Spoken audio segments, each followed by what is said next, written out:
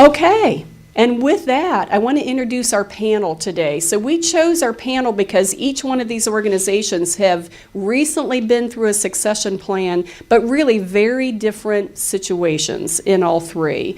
We have Norm and Doug from Habitat for Humanity. Diane served the organization, I don't remember how many years, but quite a long time. And in their success, you're part of a nationwide network. I'm sure this opportunity went out nationwide. And they hired their internal candidate, Norm, who'd been with the organization operations director, I think was your title, for some time. So, hiring an internal candidate, looks different than this external kind of search and, assimilation and such. So we're going to hear from them.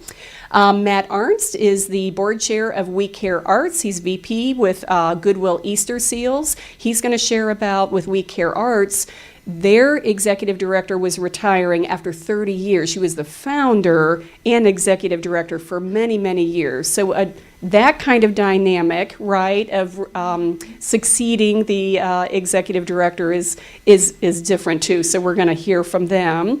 And then Lori Arion is the founder and CEO of Families of Addicts, and her situation was a little bit different as well. So she is still at the helm of the organization, certainly needed operational kind of support, but also, of course, thinking about succession plan. So we're going to hear from all three of them, lessons learned. We're going to definitely have time. Bob's going to moderate for us. So Bob is our partner with Brady Ware, and he's going to moderate for us and ask the panelists some questions, but we're going to have lots of times for Q&A as well. So feel free to ask questions too.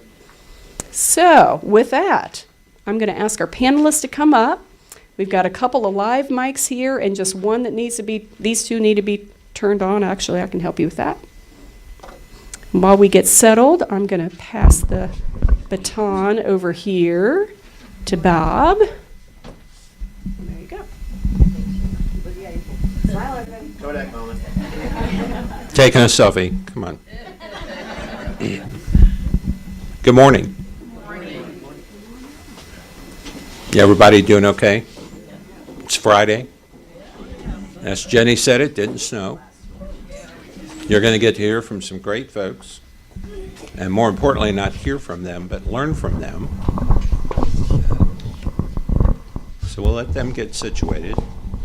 And then before we start, I just wanted to share a couple of comments. One, we're equally as excited to be involved with the collaborative. We're very excited about being able to work with our other collaborative partners and really bring attention and focus to the work that's being done here, and to sort of have that ability to say, we're an organization built on collaboration, and through collaboration we created a 501c3 with the sole mission of serving other or nonprofit organizations and encouraging you to find partners in the community to collaborate with.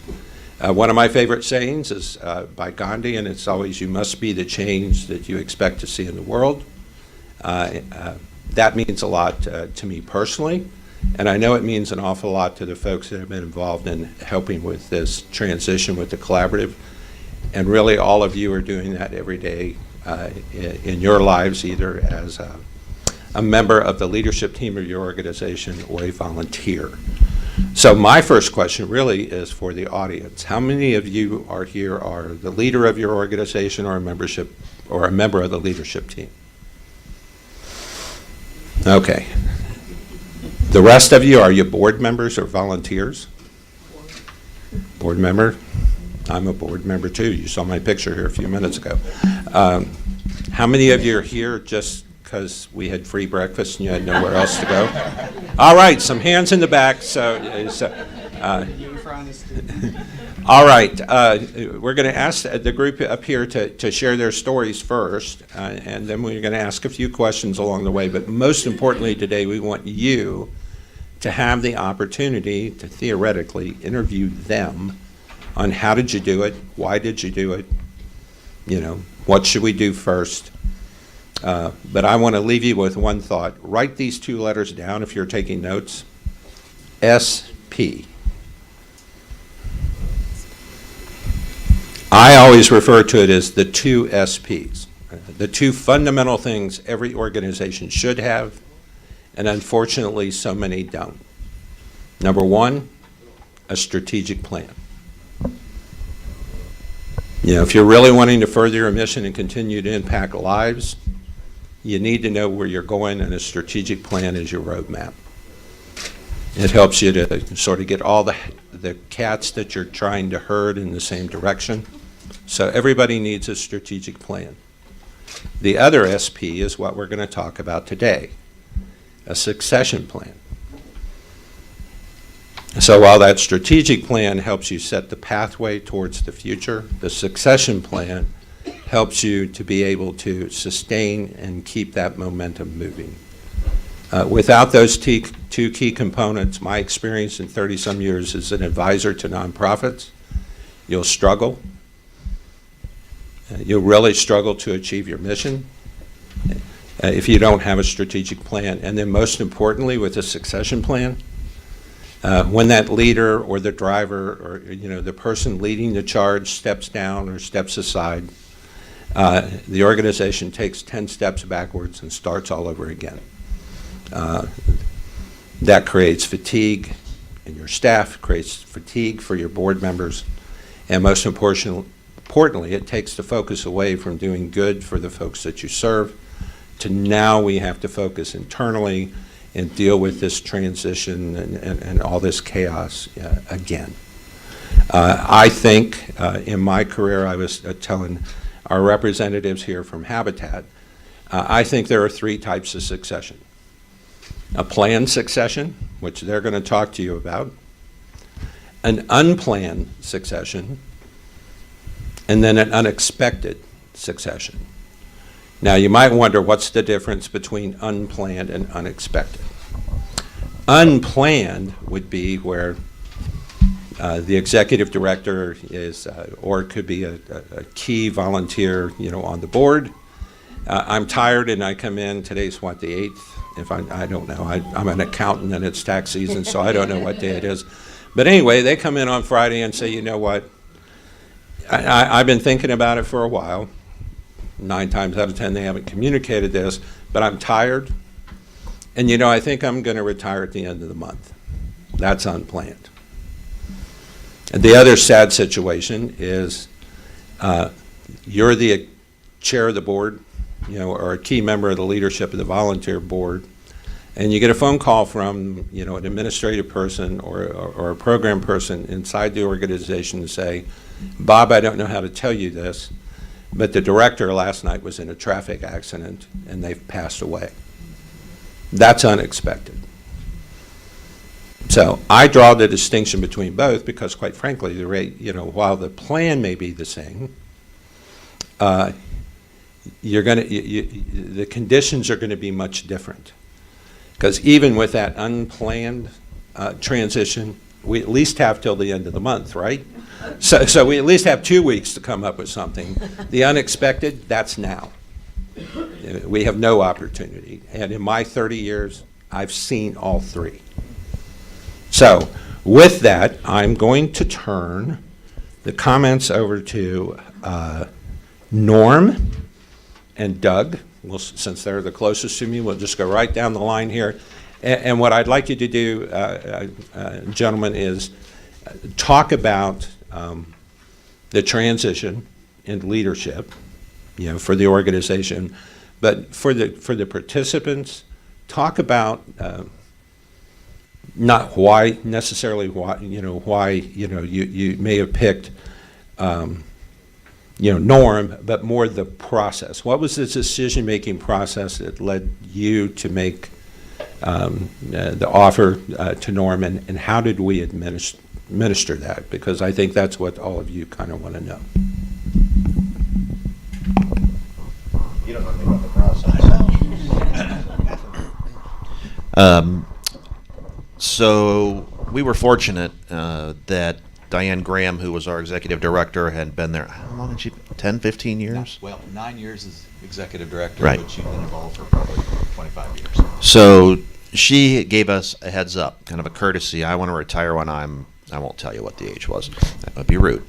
And so we knew way in advance. And so what we did was we formed a board committee, and it was an adjunct committee just for the process of replacing Diane. And there was a lot of discussion about who would be on this committee, when would we form this committee. Diane had said she wanted to retire on 12/31, so and she gave us, I think she gave us a year and a half notice, maybe 2.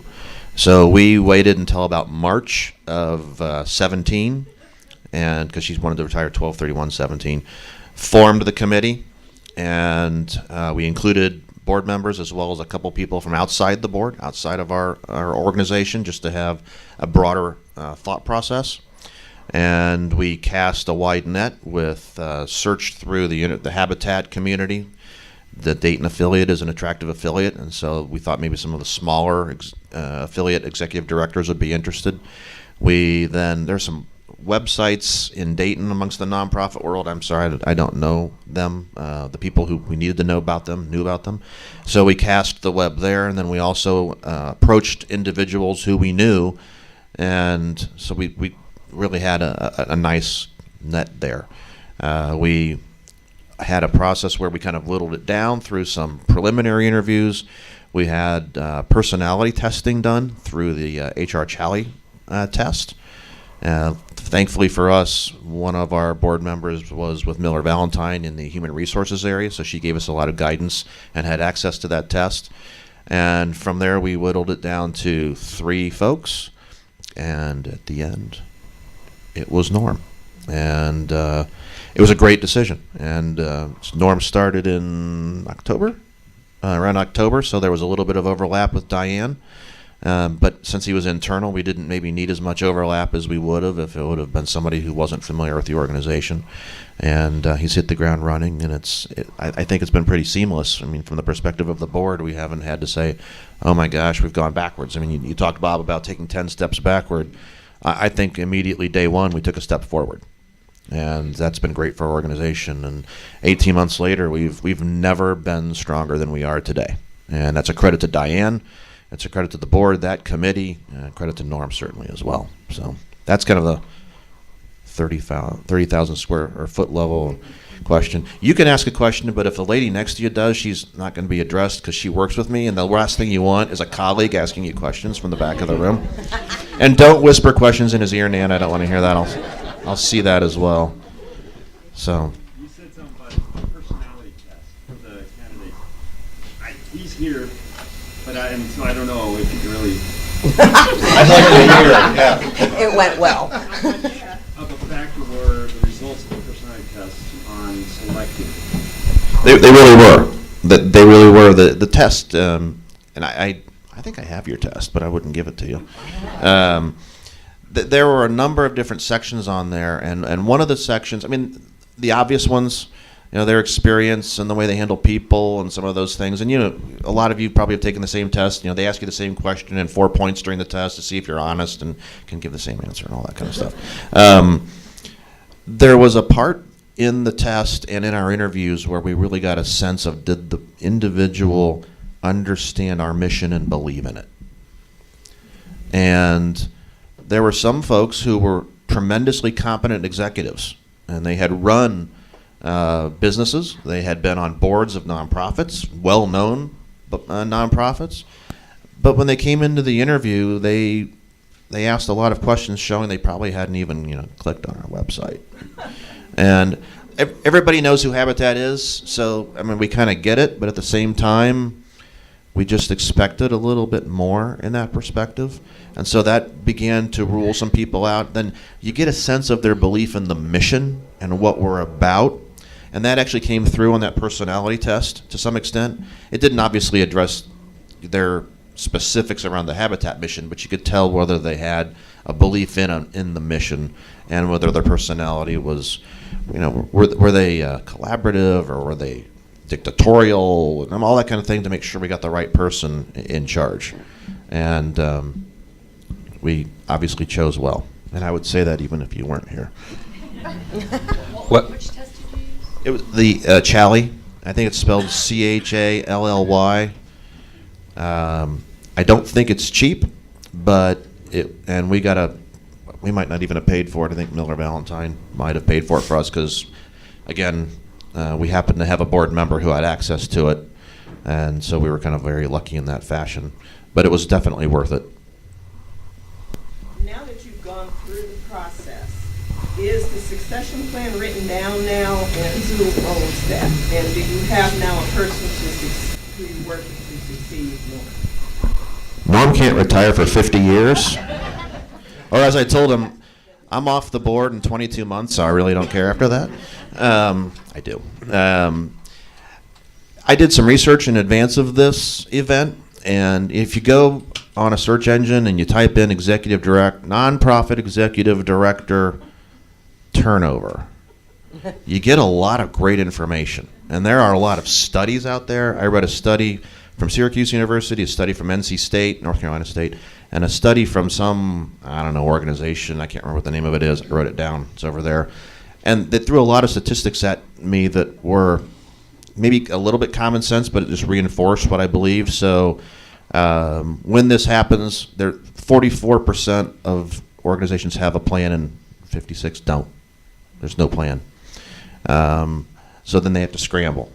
And there were lots of pretty interesting information around how the success goes. So I think the belief is that everybody does what Diane did. You just work until retirement. But in fact, the Syracuse study, the NC State study showed that it's around 20% or a little over 20% of executive directors actually go until retirement, which means, to your point, Bob, you better have a plan. Because that means about 80% of them are not going to go until retirement, and you get the unplanned, unexpected situation. So you need to have a plan, and it needs to be part of your strategic plan or part of your process. And we did memorialize what we did. Doesn't mean it's right, but we did memorialize what we did. That was a great question, and one of mine that I don't have to ask now. So, but we will ask it of the rest of the group. Let's move over now to Matt, and why don't you give us a little bit of your story? Yes, our situation was a little bit different. Our founder of the organization, who'd been there for over 30 years, wanted to retire and then didn't really want to retire, but it was time. And so that was really hard for her, and she was probably the first conversation was helping her make that decision. It's a hard decision. You do that every day for that long, and now you're not going to do it anymore. So she had to get to that place and did. So lots of conversations about how is this process going to look, what's your involvement in the process, what's the board's involvement in the process, who's going to own the different parts of the process, and just lots of conversations to get everybody comfortable with how that was going to go. And at the end of the day, everything's going to be okay. The other thing we had to do is sort of straighten up administratively in-house. A small nonprofit, there's an awful lot of stuff in everybody's heads. It's not always written down as nicely as you would like. And so, fortunately, we were getting some certifications that we and eventually got CARF certification, and that forced the issue a little bit. We had to write down a lot more than we had at the time, but had to do a lot of that because you got to get that stuff down on paper and make sure it's well understood to pass it on to somebody. So that was tough.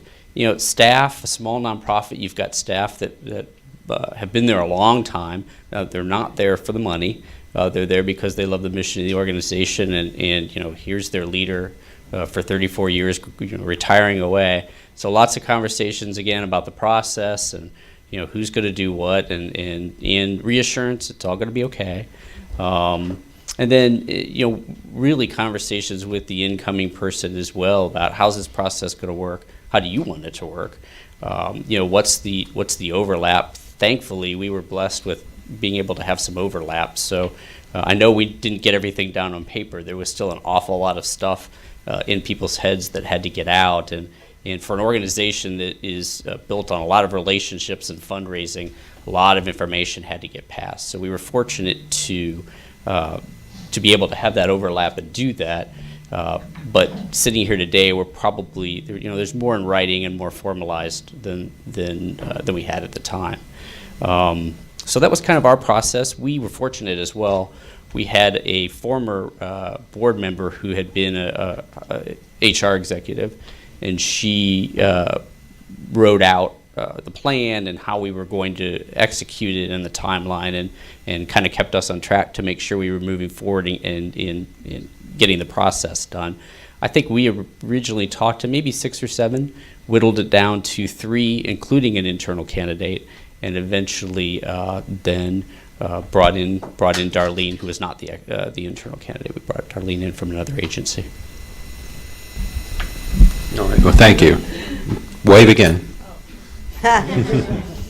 And we may Yeah. come back and ask you and Norm a couple of questions, having been, to get your perspective on being one that interviewed and applied for the position.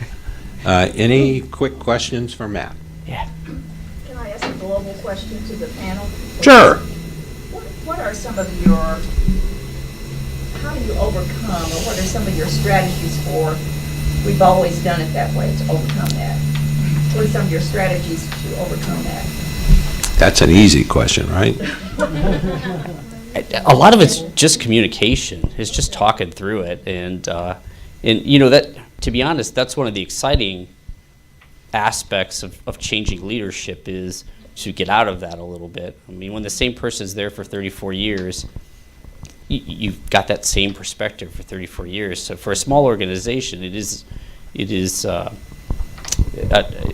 opportunity to have someone come in and look at things a little bit differently.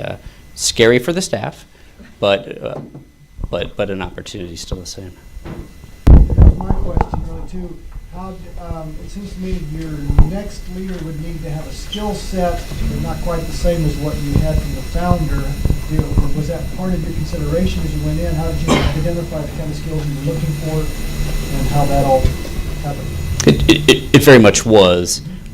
You know, a small nonprofit that starts in the basement of a church grows sort of organically, and it's still very nonprofit-y. It's probably not a word, but so one advantage to making that change is it's a business, and this is our opportunity to bring someone in who looks at it a bit more like a business and grows it that way. And fortunately for us, I think the organization was ready for that change. It was time for that change. So it all worked out timing-wise. But a great point. That's your opportunity to sort of get it back on a business framework, I think. I referred to the surveys that I read, and I think it's one of the surveys talked about 34% of the nonprofits do not do what your question was around, and properly laying out the organizational skills that is needed or are needed from the new person, because organizations change. I mean, even if it's just 2 or 3 years as opposed to 30 or 10, that ED needs a different skill set. And do you properly assess, what it is? And 1/3 of them don't. Norm, you were gonna, and then we'll go to the next question. If I can speak to your question about the, we've always done it that way.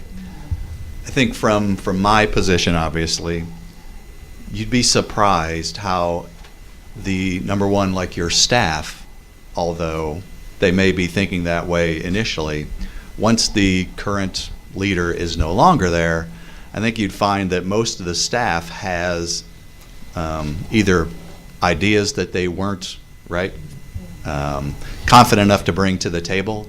And I think as a new director or something like that, a lot of times it's things that you see, you recognize, and it's just giving some of the ability to make those steps. Even board. Now, like I said, I have a different experience with my board of directors, but I think initially the board of directors obviously has made the choice, with the new leadership. And so I think the opportunity there is, you have to take the initiative to not do it the same way. Great things are great things, you do them the same way. But I think, as you see things, that's when you make the change. Yeah. One more question, and then we're going to move to Lori. This question's for Matt.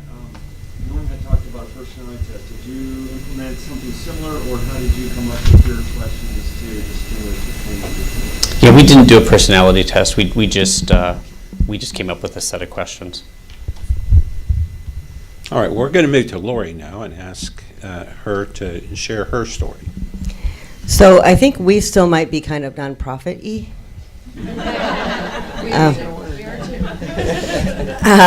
So my question to you was first, so I know who I'm speaking to, is how many of you were that person that had the vision, had the idea, had a solution to a problem, and started working on that problem, ultimately created a nonprofit, and here you are today trying to figure it out. So in other words, we're 5 years old, so you're 5 years old or younger. Anybody in the room that's that young?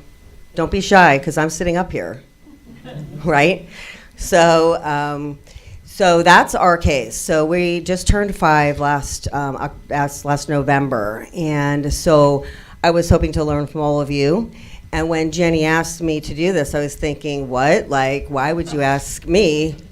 Because, we're still figuring it out. And so I decided to do it in an effort to help those of you that are sitting here saying, wow, like, how are we ever going to get to what the things that you're talking about? A human resource test, we can't even afford a full audit. So I'm sitting here, I'm overwhelmed, I'm thinking, how am I ever gonna get through this? What was I thinking? Because a lot of people start a nonprofit semi on a whim, not knowing what they're doing. I'm a graphic artist by trade. And so when I decided to start FOA, it was on a whim, I took off running. And I feel like to build the organization, I went to a lot of trainings, I did a lot of learning, I took all of the SCORE series. The problem was I didn't have anyone to give all of that information to start actually working on those things. So I had a lot of knowledge, but nowhere to put it. Selecting the board, initially, you have to have a board. When you get a bank account for a nonprofit, you have to get a board. So that's why I created a board, because I had to. And when you're working in the field of addiction, it's very stigmatizing. So from the beginning, what I was doing, I felt was really challenging, because not everybody wants to be associated with addiction. They don't want to put themselves out there. So our first board was family members that had been coming to my weekly meetings and showed interest and had some type of skill. And I will say the first board that I had, me and the president butt heads a lot. It was like every time someone had an idea, she seemed to slap our hands, and I just thought it was really unmotivating. And then I talked to Monty from the Victory Project. Anybody know him? And he was like, oh yeah, that's so typical, that's normal. It was like that for me, and I was like, oh, so this is normal. So I feel good that this is the way it is. And so since those days, operating with that board, and for us, in order to get funding, a recovery community organization has to have a majority of people in recovery on it, right? People in new recovery don't have the skill set or the time or what is really the business sense to run the board. So since that time, they've since allowed family members to be part of that equation. So when I initially applied to be a recovery community organization, they said we were too family oriented to become one. So I haven't revisited that, but just know that was difficult too. So selecting people who wanted to be a part of my organization was difficult. So got a board of directors, and I called myself the executive director because I felt that president, CEO was like really did not fit me at all. I was really just trying to make some kind of a change. And for the last 5 years, that's what I've been doing. And a lot of people had told me that you have to go slow to go fast. And I was going really fast. And I will say the need was urgent. When I started 5 years ago, people weren't really talking about addiction, and within the first couple of years, we started having the massive amounts of overdoses. So when you're trying to help families be better and you're trying to save lives, I felt I didn't have a choice to go slower. It wasn't like at 5 o'clock I turned my phone off because my day is done. So I felt like I had no choice but to go running. And to do it all over again, I don't necessarily know if I would do it any different, because it got us where we are today to be able to make a huge impact. However, the time has come to slow down, because I'm going to be 60 next year, and I've been running really fast for 5 years. So when I realized, well, Jeff Sorrell actually has a pivotal piece in this, that we were talking one day about the struggles of a small nonprofit. And he said, I'm the visionary. I come up with the ideas, and then I have Jenny who puts them all, she implements all of them. I'm like, that's what I need. And I said, I have the ideas, but I don't have anybody to be in the weeds with them, create the process. I'm not a process person. I'm a graphic designer. You know, I don't get things on paper. I make what other people write look good. I don't do the writing, I don't do the messaging, but I was forced to do all of this because, and I'm still basically forced to do that. But so he said, I'm the visionary. And I thought, and that was the first time that I thought it was okay to not be good at everything. That I wasn't, the expectation of myself to be able to do everything, it was okay to know that you're not good at everything. So part of that was deciding what I wasn't good at and what skills I needed in people, and look for those skills for new people on the board and for volunteers that we were recruiting, and really just knowing my limitations, right? So last year I started working, we decided to create an advisory board, and I would say that was probably a little premature, but Doug Barry was the one who, as I told him from Barry staff, I said, I heard that you have to have all of your I's dotted and T's crossed in order to start an advisory board, and that's what we're wanting to do, but we don't have the I's dotted and the T's crossed. And he said, let's do it. I'm like, okay, will you lead this? And he said yes. So that started that process. Most of you may know we do a big rally every year, and it's very time consuming. And so in the midst of that, we were, I had said we need to hire an executive director. You know, this has to happen. So my need arose out of running really fast and knowing that I could not run fast anymore. At the end of 2017, I said I have one more year left to run this fast, and then I can't. And that was last December. So that was how I started planning. So this is really rudimentary, you guys. So I'm hoping that I'm impacting the new person who's overwhelmed and feeling somewhat, hopeless out there. And Barry's staff had wanted me to be in the weeds with all of that. And I'm like, look, can't you just screen candidates for me? And then after the rally, we'll go through them and we'll call them in. And they're like, yes, well, we can do that. So one of the things I learned too, to touch on that, is some people have accused me of being a control freak. You don't want to let go. You don't want to delegate. And that wasn't really it.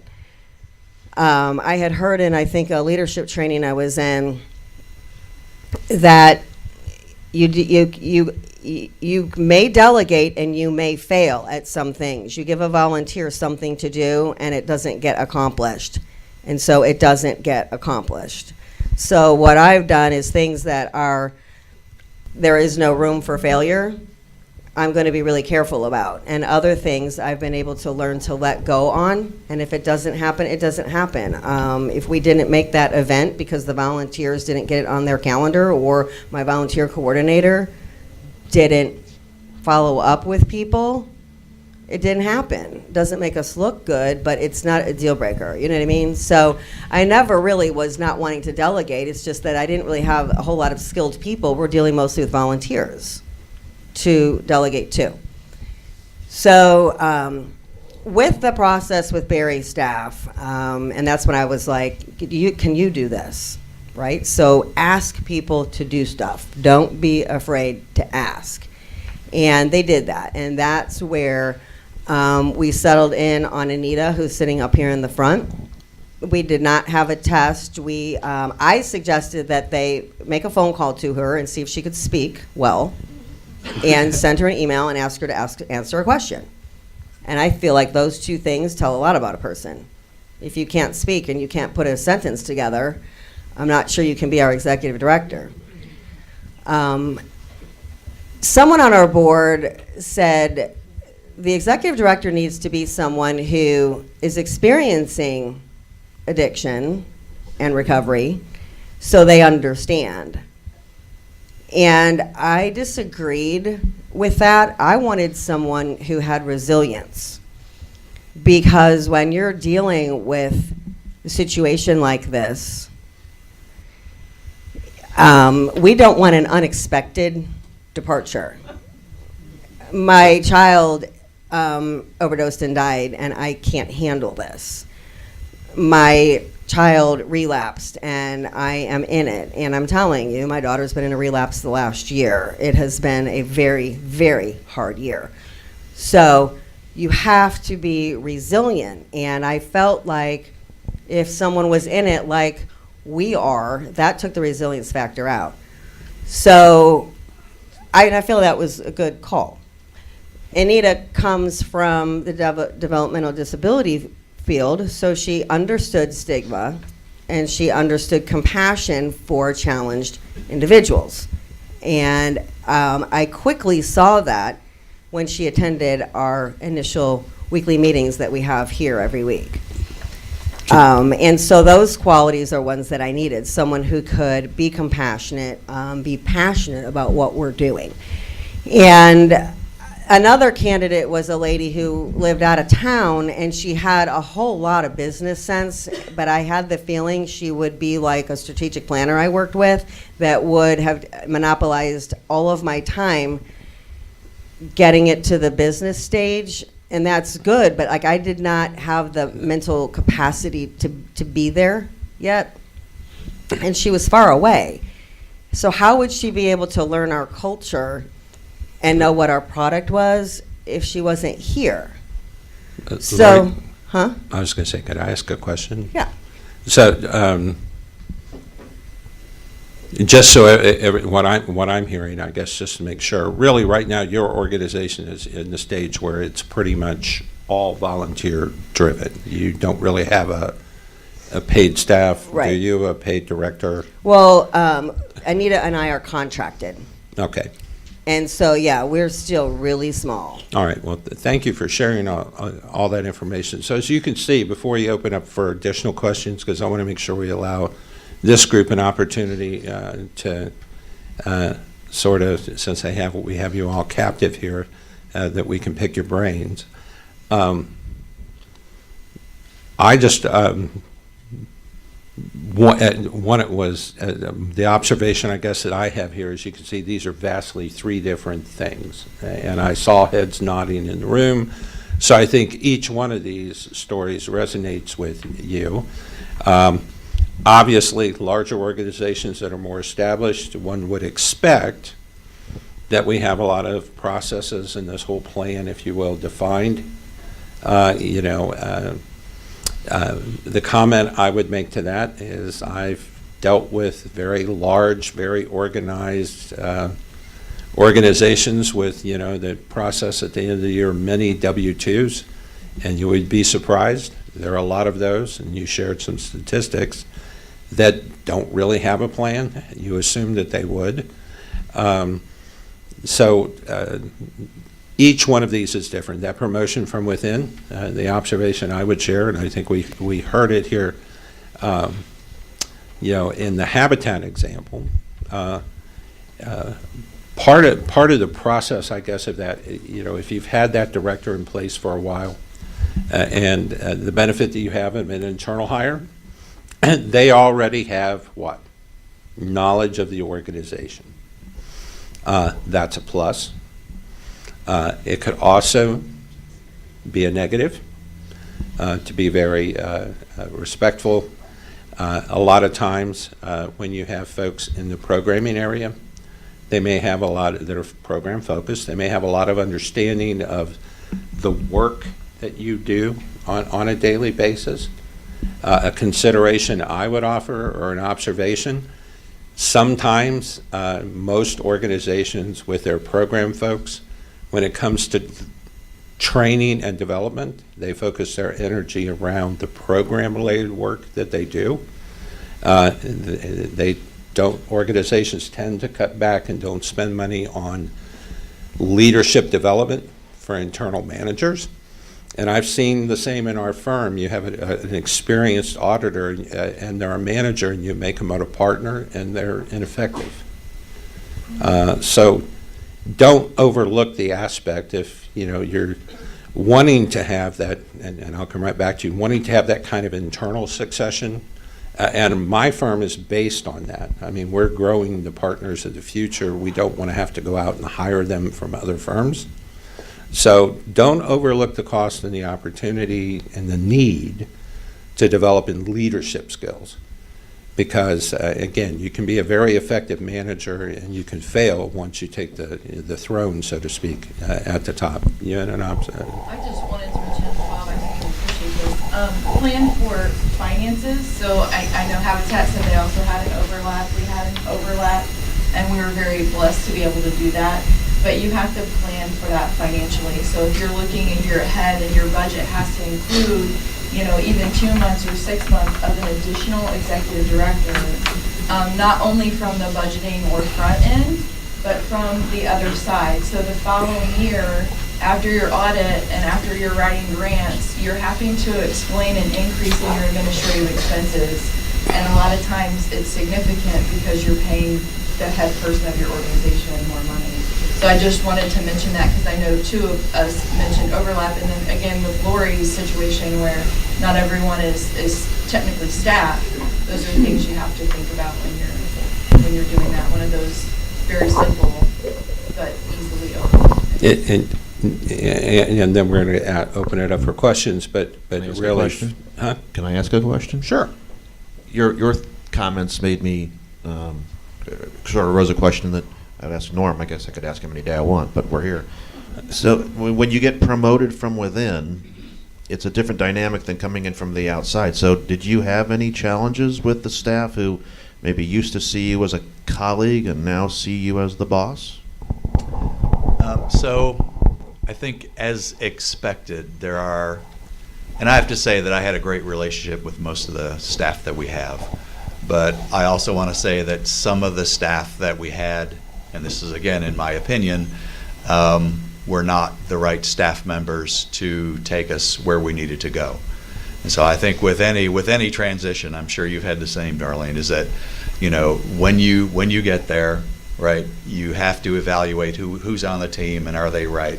I did a lot of, Doug will share this too, some of my staff members, I've realigned their positions because there are strengths that they had, and this sometimes is due to the fact that our prior executive director had different skills than I, right?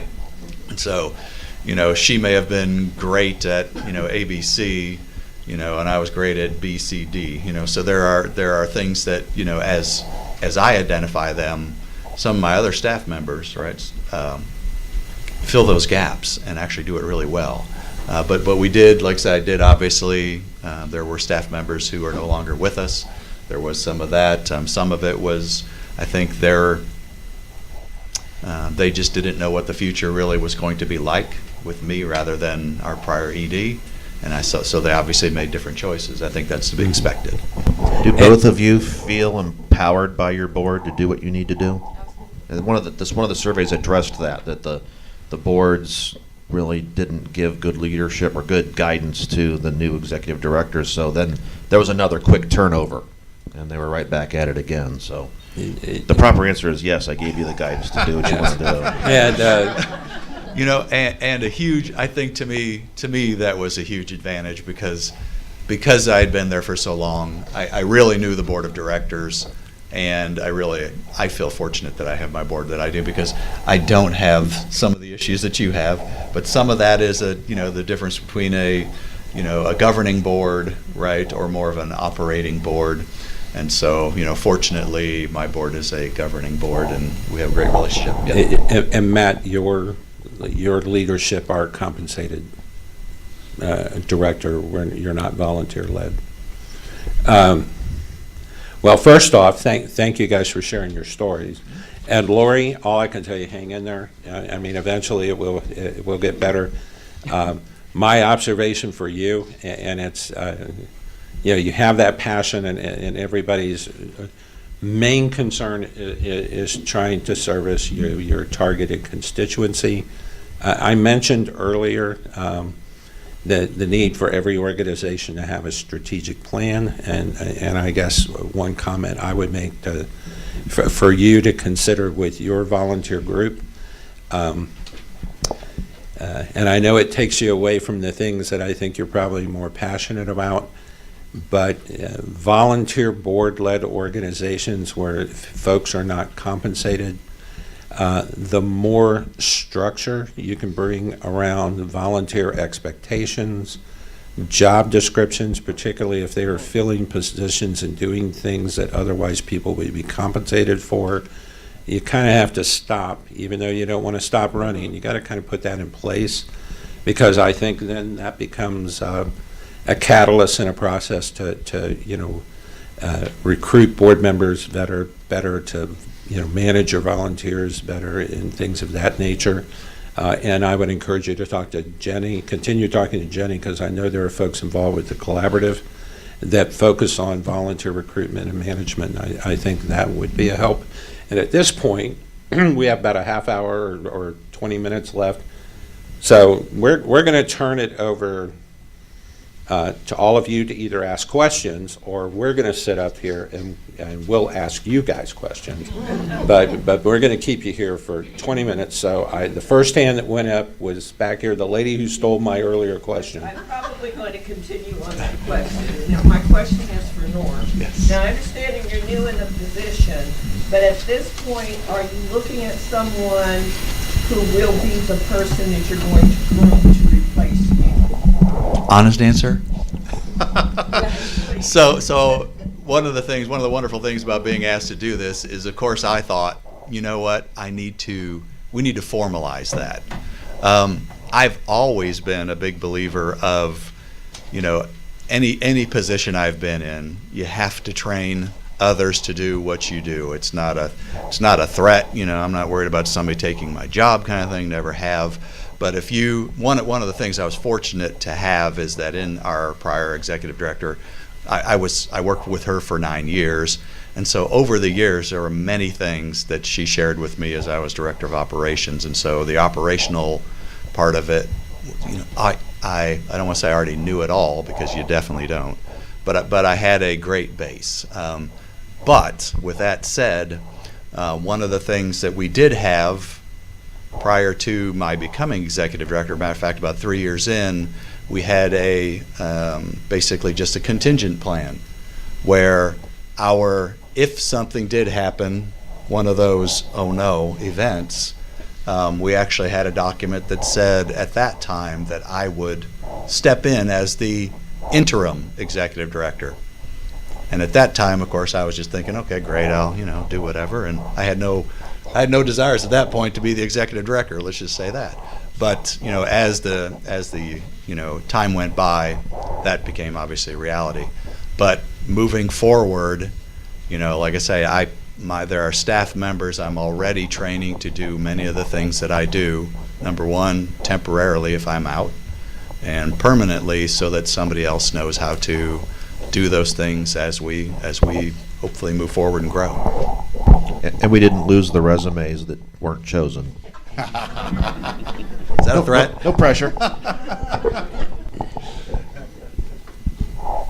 Yes, ma'am. I'm representing a small nonprofit, and we're looking at succession planning. But one of the things that we've been talking about is, should the agency merge with another organization versus, the struggle to keep doing the fundraising. In your process of looking at a new executive director, did any of the agencies look at that possibility of merging? If so, what did you do? We did not. Actually, prior to you becoming executive director, we had one of our other affiliates merge in with us because they sort of faced that same problem. So Habitat of Greene County, they were just kind of maintaining what they had but not growing, and they approached us, and so we merged. They came into the fold with us, but we did not. So obviously, that is a great option to consider, in my opinion, depending on, and to shed a little more light on Doug's comment. So we, as the Dayton affiliate, we're staffed, we had processes, and again, Diane did a great job of establishing all the things that you're trying to do, right? So that was in place, whereas the Greene County was strictly volunteer. And so, was it a formal succession plan for them? I don't know. I think it was more just they knew they wanted to do more. They knew that as a volunteer organization that wasn't going to happen quickly. So for them, that was a great, and I'll share that too, was a great opportunity for us. So, Matt, how about you? You guys ever considered that? Yeah, so we had explored the option years before we got to the point of Terry wanting to retire, and for lots of good reasons decided that it wasn't the time. It really wasn't what we wanted to do. So when it came time to do the search for Terry leaving, we did not explore that again, not seriously. Have you had time to even think about that? Oh, yeah. Yeah. For us, I had a brief conversations with an organization called WestCare that would have taken on a lot of the admin responsibilities for us, but they were also going to change our name and do all kinds of other things. And basically, we had to do the work ourselves. So I wasn't willing to give all that up. Since then, we're working with Facing Addiction and other national organizations to think about expansion. It does force you to get everything you need down on paper. So I feel like, when you're the founder, you're very passionate about everything. And I think this is where they say you need to work on your organization, not in it. And so that's the point where I'm at. And it is a different hat. But yes, we definitely would consider partnering or collaborating with other organizations. And also, you get the funding opportunities can open up when they see that you're collaborating and not just siloed doing what you're doing. So we're definitely talking about it and considering something like that. That is an excellent question. And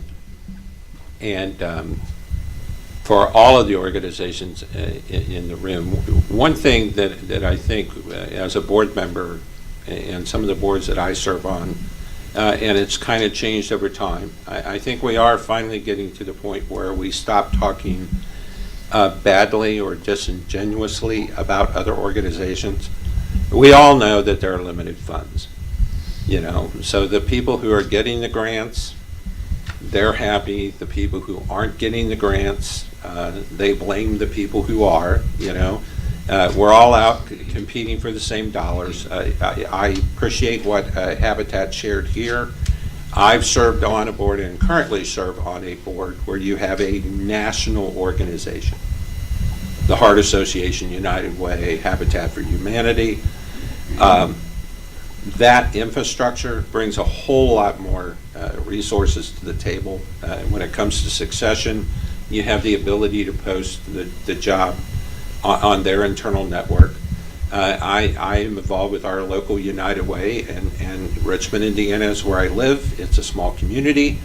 And in my 6-year term on the board, we've had an executive director relocate to Clearwater, Florida, to go to work to be an executive director for what? A bigger and better United Way. Plus, they don't have snow and crappy weather like we do. And so we promoted from within.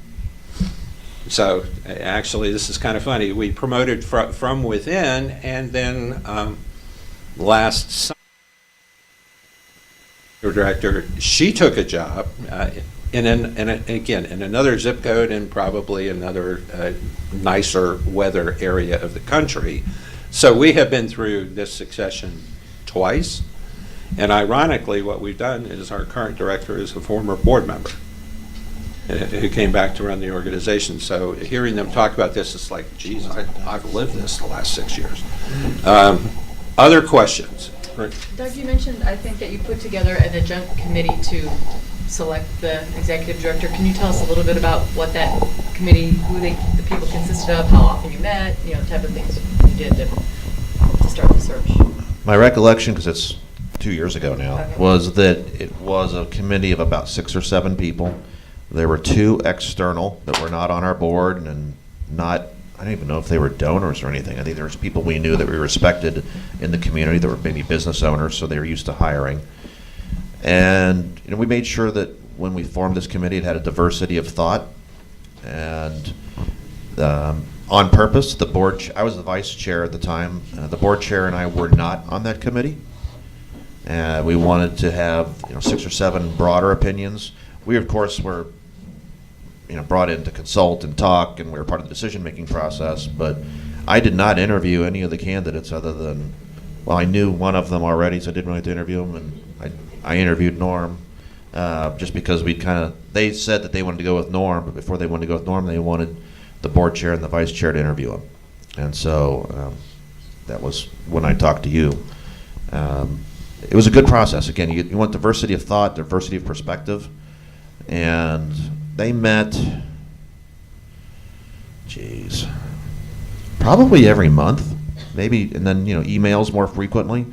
But, we had, again, we had an HR director, we had an attorney, we had a professor. I'm trying to think of who else was on that. Consultant. Who was the consultant? Oh yeah, we had a consultant who was on the board, a leadership consultant, and then the 2 outside folks. And they did a lot of work. They did an awful lot of work. Yes, right back here in that green shirt.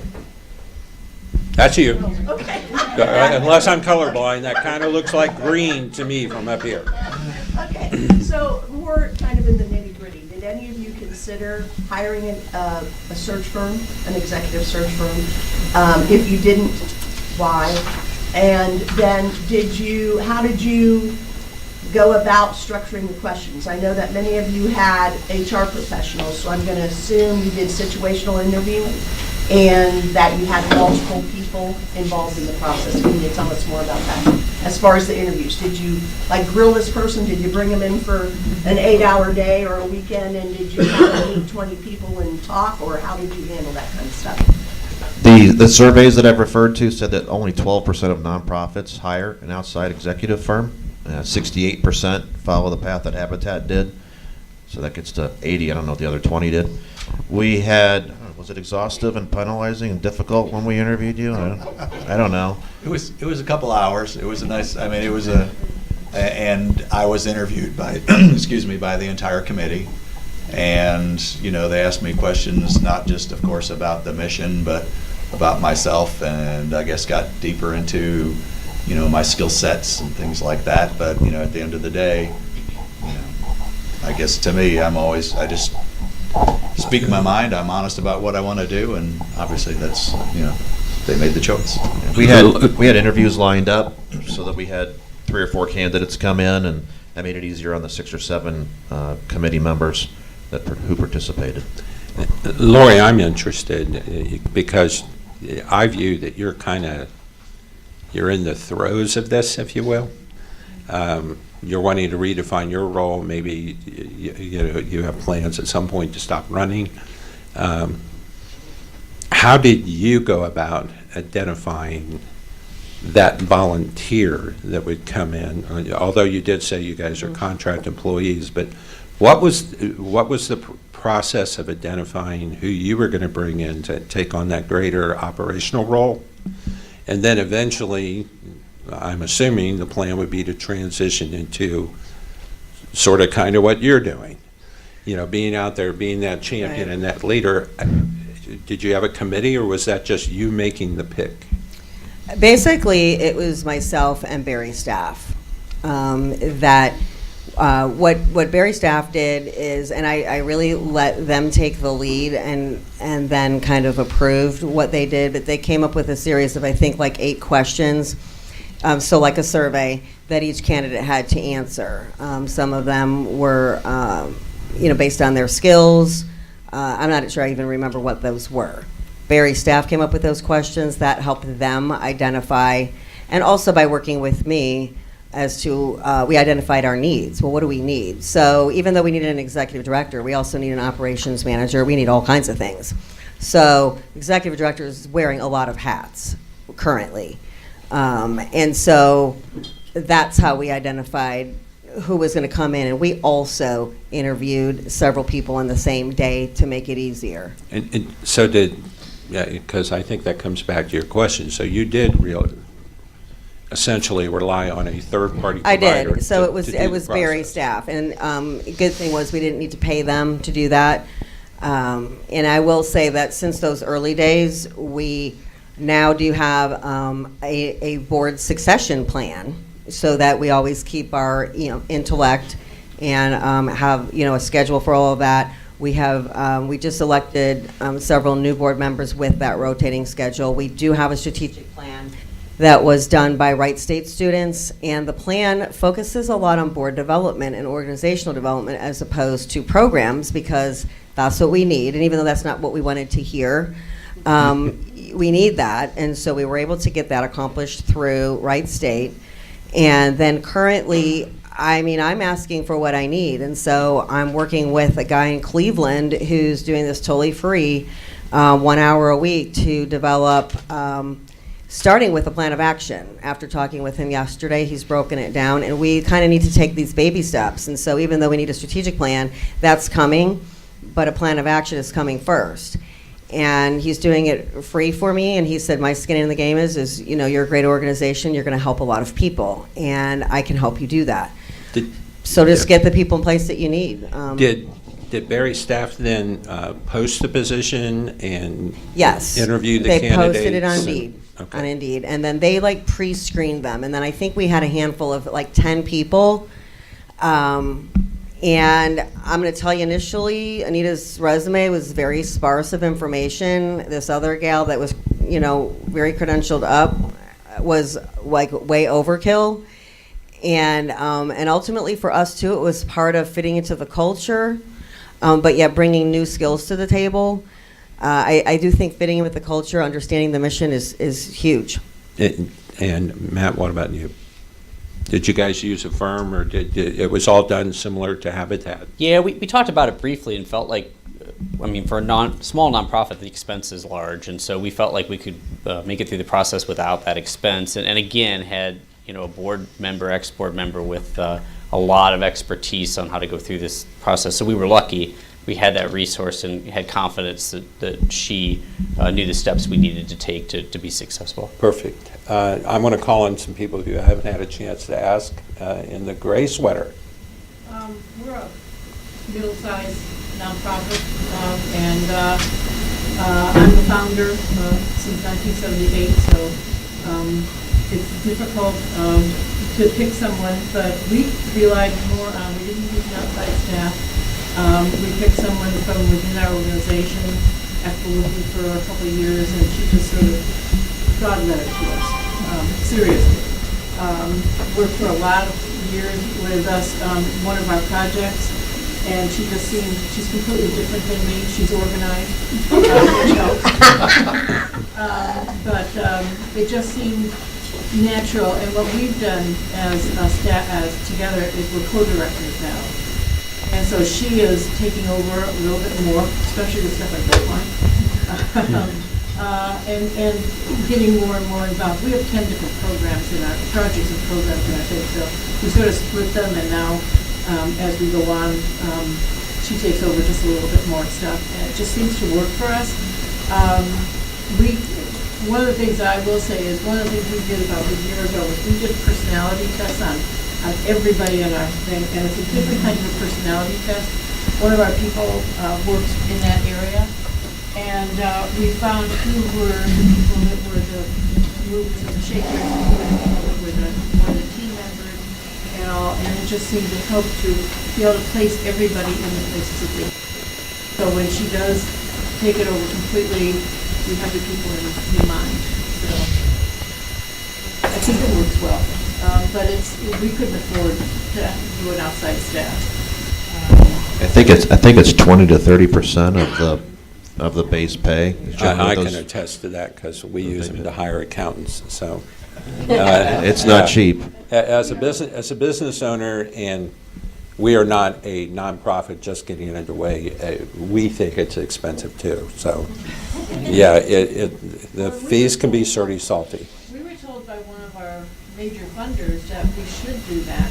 Go to an outside staff, get somebody from the outside, don't hire from the inside. But we're more mission driven, and we needed somebody that had the passion that we have.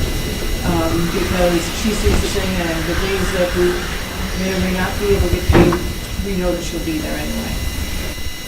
Other questions? This side of the room's been kind of quiet, so here's your chance.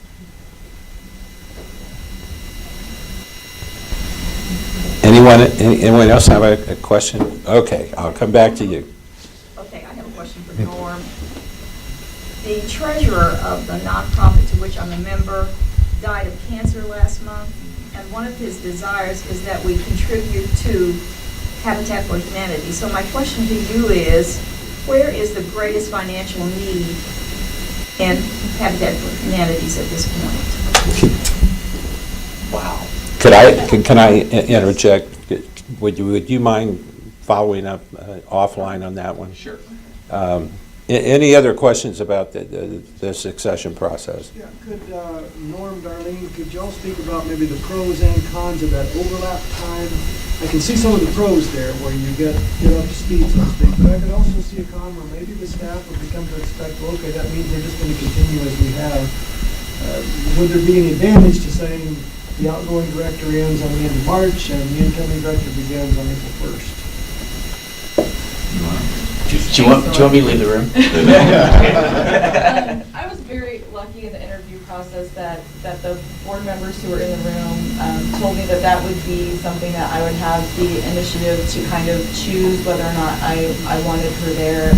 In terms of expertise, and I know we talked a lot about it, there are some things that, despite me having some talents that Terry did not, I did not have knowledge of things like CARF and DODD practices. And so I did feel that it would be beneficial for me to have her on staff. Our staff, I've been very lucky to have limited turnover. They're very passionate about what they do. But again, a lot of the first things I say are, I hear what you're saying. And I talk through it with them. A lot of times they just want someone to hear that this change is difficult, this change is fast-paced, this is way above and beyond what we thought we were signed up for, and again, empowering them. Professional development in my career has always been very important to me. And in terms of strategy for succession planning, I have a lot of work to do there. So our people, aside from administrative staff, we really just have program delivery.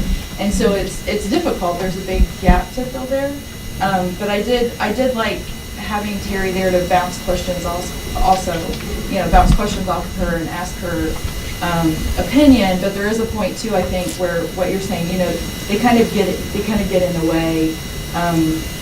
And there are a lot of opinions out there about that, about founders serving on boards and about founders being active with your organizations, whether they're as a volunteer or in a co-director capacity. And so I'll leave you to form your own opinion on that. And I guess what I'm sharing is that I was lucky that the board allowed me to do that. So they were very supportive in the decisions I made with how Terry is involved. And I think once she adjusted to retirement and having that time with her family and things, like at this point, she's been very helpful to me. So we'll approach long-time major funders together, and we'll do those things within the community. And she's able to participate in that at this point, but there was definitely a transition period to that. So. Quick follow-up comment, and then to that. Most of the things that I've read and studied said really the true role when you have a very passionate founder is if you're going to truly have succession, and a lot of times the speed, we heard the mention of the speed or our sustainability, we reach a plateau. We need fresh ideas. We need renewed energy. And one of the things that I read that I thought was very impactful to me in working with organizations is that as we bring that next generation of leader in, if that founding person still has the passion, the board, the volunteer leadership need to get together and you rewrite their job description and you make them your chief advocate officer. And what you want them to do is to be outside the organization, which oftentimes they're going to be very reluctant to do because they had their thumbprint on every single activity that went on inside. And it's telling them, we don't need you to do that anymore. We don't want you to do that anymore.